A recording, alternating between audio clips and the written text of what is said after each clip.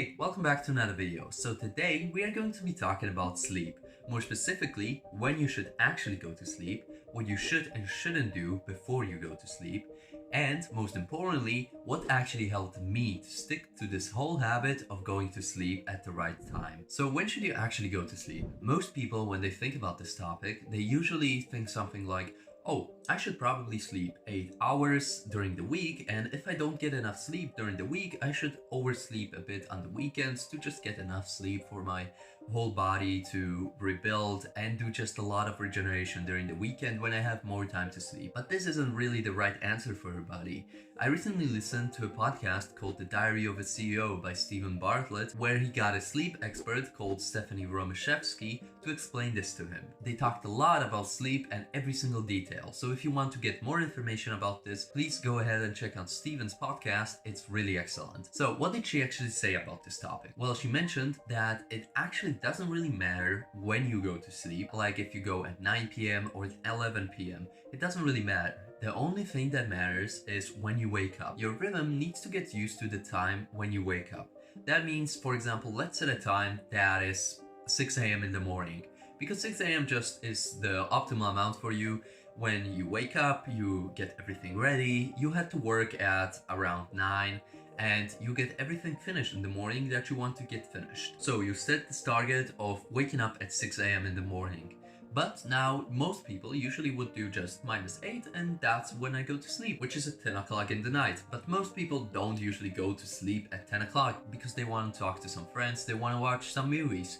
But that's completely alright, because not everybody is the same and everybody just doesn't have to follow this rule of 8 hours. Most people usually don't need to really follow it. Some people are good on 4 hours of sleep and others will need a little more. For example, some of my friends just need 10 hours of sleep and they're completely fine with it. I'm not that type of person. I usually work best at from 6 to 7 hours of sleep, and I don't really feel like much of a point of sleeping more than that, and my body usually wakes up after this time. And if I force my body to sleep even longer, then I feel even more depleted.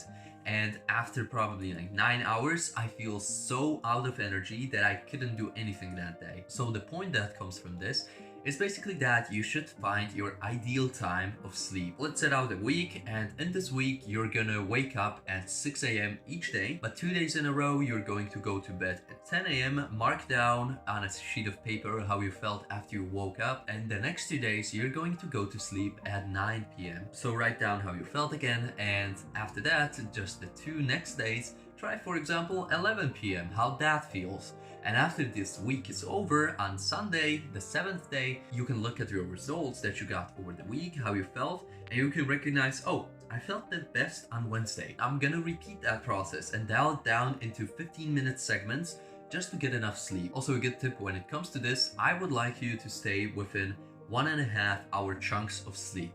That means 1.5, 3, 4.5, 6, and so on.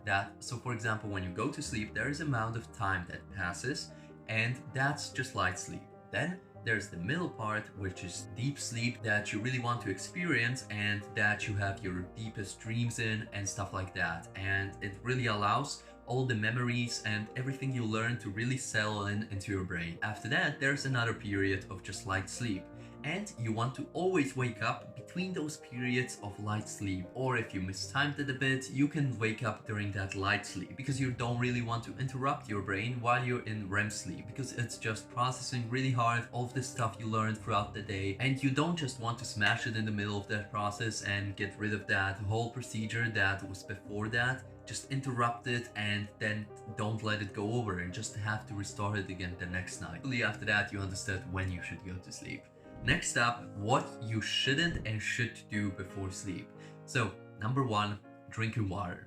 You should probably drink about up to half a liter of water. I would probably recommend that just about 2 hours before you go to sleep. Because if you drink right when you go to sleep, your body needs to process the water. I know it's only water, but it still needs to process it, and that's gonna take some energy from your body. Not enough energy is going to go into your brain, and you're not going to process memories and things like that so much, so you're not going to sleep as well. But if you drink 2 hours before that, you're hydrated enough and your body can make the right decisions after that. But don't drink too much water, like a liter or 2 liters. I used to do that a lot. Probably the whole reason why I woke up in the middle of the night at 3 a.m. I was just totally washed out. I didn't know what was going on. I was just trying to stay awake for that 1 minute that I needed to go to the toilet and just get that water out of me and get back to bed. So don't drink too much water, but a little water like 2 to 3 hours before bed is okay. You probably heard lots of times in your life that you really shouldn't eat before bed because your body again has to process it. You don't have as much energy going into your brain and making all of these processes work instead of the processing going on down here. But there are certain substances that help you to go to sleep, like for example melatonin or magnesium. So melatonin helps you to get to sleep and to just wind down, getting easier and easier on you to just fall into the bed and lay down. And magnesium is just going to switch all of the adrenaline off. You're gonna relax, and again, it's gonna be way easier from your normal active status just to go into this sleep status that you just lie down and process everything that happened that day. So now that we know about these two substances, what are the actual foods that contain them?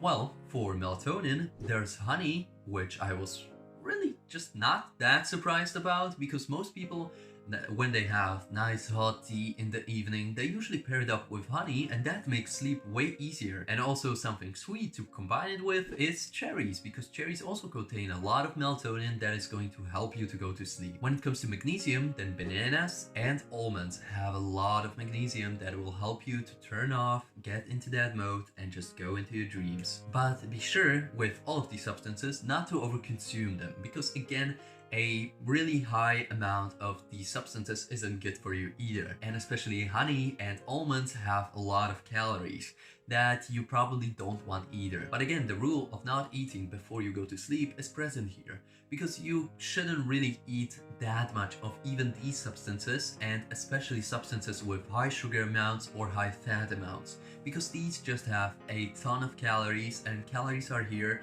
to just burn. They aren't here for anything else. If you don't take care of those calories and you don't burn them, they are going to store in your body as fat, and they are not going to go anywhere. They're just going to stick there on your belly, and you're not going to see those six-pack abs anymore. Also, just a quick tip that I found in this book by Tim Ferriss, which is a 4-Hour Body.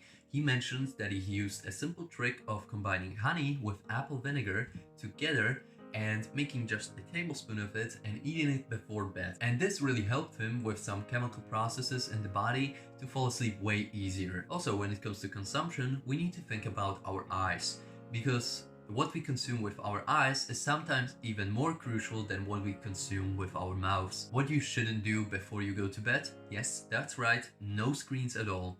No laptops, no phones, just turn them off about 2 to 3 hours before you go to bed. And I know there are a lot of you before bed just like to watch that extra little YouTube video, like to watch that extra little Netflix series too. You think that's gonna help you to wind down. Yeah, sure, it's gonna get you tired, but it's not going to help your brain wind down. Because once you fall asleep, your brain still has to enter this phase of processing anything. And screens really don't make this any easier. They make it harder, especially harder for a brain that doesn't know what to think of itself, because your eyes are used to seeing sunlight when it's daytime. But your screens also emit this type of light, blue light, which signals to the brain, oh, it's day, I should be on, I should be working, I should be doing stuff. But you don't want this when you go to bed. So what I would recommend is getting rid of screens at least 3 hours before sleep, or if you really can't do this, and you don't want to do this, I would suggest you install some kind of an app that just dims down the blue light in your screen. Like for example, f.lux, which helped me a ton. But I would still encourage you to turn off all of the screens at least 1 hour before you go to bed. And if you aren't sleepy enough yet, you can easily replace this time with something more productive, maybe like reading a book, or you can have some fun with building Legos or playing some board games with your family members, for example. Okay, so the last point in this video is the thing that helped me the most to stay consistent with my sleeping times and actually realize that, oh, it's 3 hours before bed and I should do this, this, and this. It's gonna probably surprise some of you, but it's Google Calendar. I actually schedule my sleep. Some people may think that it's weird that I schedule my sleep and I need to be organized with everything, and I just have pretty much just my sleep in Google Calendar, and throughout the day I maybe add some stuff, but it's mostly just sleep. Just to remind me that, oh, it's 3 hours before your bedtime, that means turn all of your screens off, do your bedtime routine, go read a book, or anything like this. You can schedule pretty much any activity that you want, and this will highly encourage your body to just turn off at the same time each evening and really stick to this routine. And you're not gonna be like, oh, it's already 12 o'clock, what? I need to go to sleep. And that just won't happen to you because your calendar is gonna remind you like 15 minutes before the event. I have been trying this out for like the last 2 weeks and I'm gonna stick with it. I just set a quick alarm, like a scheduled meeting every day, that is reminding me 15 minutes before I go to bed to just realize that, oh, you need to turn all of the things off and you really just need to find an activity to tire you more, that you slowly but surely just go to bed. I found that I'm just a bit more disciplined when I have that notification come in, because I turned off all of my notifications on my phone a while back, but if something comes in, I know it's important.